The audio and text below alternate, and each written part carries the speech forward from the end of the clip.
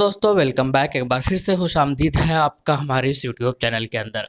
आइए दोस्तों बात करेंगे इस वीडियो के अंदर बिहार के अंदर एमआईएम चुनाव लड़ेगी इस बार। हालांकि पिछले बार भी लड़ी थी वो, और कुछ खास परफॉर्मेंस हुआ नहीं था पिछले बार, और 6 सीटों पर चुनाव लड़ी थी और एक भी सीटों पर जीत हासिल नहीं हुई थी। लेकिन इस बार समीकरण अलग है, इस बार सिचुएशन अलग है, इस बार इक्वेशन भी अलग है, और इस बार जो है बहुत कुछ अलग है। एमआईएम के लिए मेहनत जारी है, लोग जुड़ रहे हैं इनसे, और ये दिखाता है कि लोगों के अंदर एक उमंग पैदा हुआ है एमआईएम को लेकर, ताकि बिहार के अंदर एक तब्दीली हो, बिहार बदल सके। लेकिन बात करेंगे हम लोग इस बार जो है निगाह एमआईएम की न सिर्फ बिहार के लोगों की रहेगी, बल्कि इनके अलावा दो ऐसे राज्य की निगाह रहेगी जहां पर अगर बिहार के अंदर एमआईएम जीत हासिल करती है, बिहार के अंदर एमआईएम अगर जीत का परचम लहराती है, तो इसका जो असर है डायरेक्ट एंड डायरेक्ट सीधे सीधे तौर पर इन दो स्टेट के अंदर, इन दो राज्यों के अंदर पड़ने वाला है। यानी कि अगर बिहार के अंदर जीत हासिल करती है एमआईएम, अगर अच्छी खासी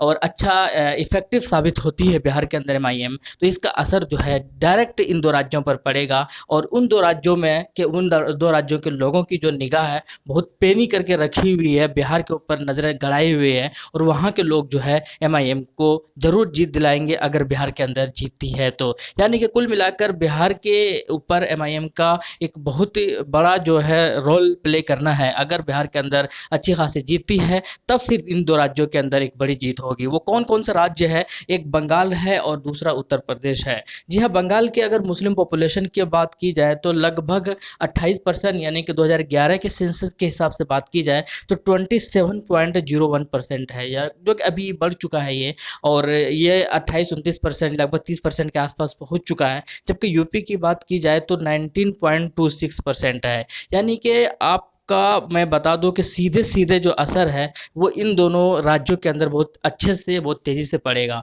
बात करते हैं बंगाल की, तो बंगाल के अंदर हालांकि ममता बनर्जी बैठी हुई है, और हालांकि वो ये कहती है कि हमने माइनॉरिटीज़ के लिए 99% काम किया है, लेकिन मैं आपको बता दूं वहाँ पर सर्वे हुआ पिछले दिनों के अंदर, और वो सर्वे बड़ा गजब का और कमाल का था। वहाँ बंगाल के अंदर दो तरीके का डेवलपमेंट हुआ, दो तरीके का काम हुआ माइनॉरिटीज़ के लिए। एक शहरी क्षेत्रों के लिए अलग हुआ और ग्रामीण क्षेत्रों के अलग हुआ। शहरी क्षेत्रों की अगर बात की जाए तो सही मायने में अच्छा विकास हुआ, वहाँ पर माइनॉरिटीज़ के लिए काम हुआ। लेकिन ग्रामीण क्षेत्रों की अगर बात की जाए तो वो सर्वे की रिपोर्ट आपको हैरान कर देगा कि पूरे हिंदुस्तान के अंदर, पूरे देश के अंदर सबसे ज़्यादा अगर कहीं पिछड़ा है तो वो बंगाल के अंदर वहाँ के गांव के ग्रामीण के लोग, ग्रामीण के खास करके मुसलमानों की जो हालत है वो बहुत ही बुरा और बदतर है। इसके अलावा बात करते हैं यूपी के, तो यूपी के जो हालात है आए दिन जो वहाँ पर बद से बदतर होता जा रहा है, चाहे करप्शन का मामला हो, चाहे वहाँ पर रेप हो, चाहे मॉब लिंचिंग हो, तो ये सारी चीज़ें जो है यूपी के अंदर भी बहुत ही बुरा हाल है। तो वहाँ के लोग भी तब्दीली चाहते हैं, वहाँ के खास करके मुस्लिम कम्युनिटी एक बड़ा समुदाय है जो वहाँ पर चाहते हैं कि एमआईएम आए। तो अब ये देखना होगा कि बिहार के अंदर कैसा रिजल्ट रहता है एमआईएम का, क्योंकि ये दोनों ही यूपी और बंगाल, ये दोनों ही बिहार के बॉर्डर से अटैच हैं,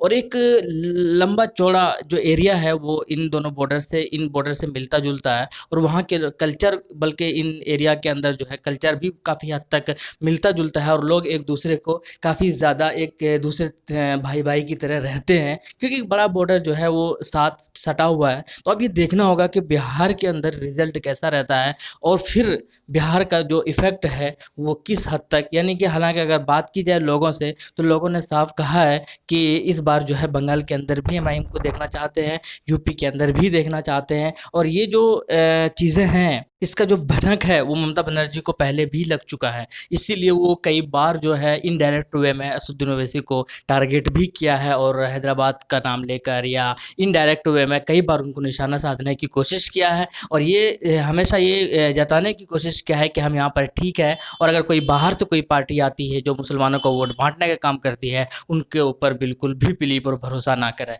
अब देखना होगा कि वहाँ के लोग कितना भरोसा करेंगे नहीं करेंगे, लेकिन कुल मिलाकर अभी ऐसा है कि सारा जो फोकस है वो बिहार के ऊपर है। अगर बिहार के अंदर अच्छी खासी सीटें जीतती है, कम से कम एटलीस्ट 15-20 सीटें जीतती है, तो इसका जो असर है वो आपको बंगाल और बिहार के बंगाल और यूपी के अंदर देखने को मिलेगा। आपको अगले साल बंगाल के अंदर चुनाव होना है और उसके बाद फिर उसके अगले साल जो है वो यूपी के अंदर चुनाव होना है। अब देखना होगा कि किस तरीके से इनका परफॉर्मेंस रहता है बिहार के अंदर। तैयारियां हालांकि ज़ोरों शोरों पर है, लोग इनको पसंद कर रहे हैं, लोग चाहते हैं कि तब्दीली हो बिहार के अंदर, लोग चाहते हैं कि एक ऐसा सरकार बने, एक ऐसा रोल मॉडल हो बिहार के अंदर, ताकि हमारे लोग जो है एक अच्छे और खुशहाली ज़िंदगी गुजार सके। आप क्या कहते हैं कमेंट सेक्शन में बताइएगा। मिलते हैं नेक्स्ट वीडियो में। Thank you. जय हिंद।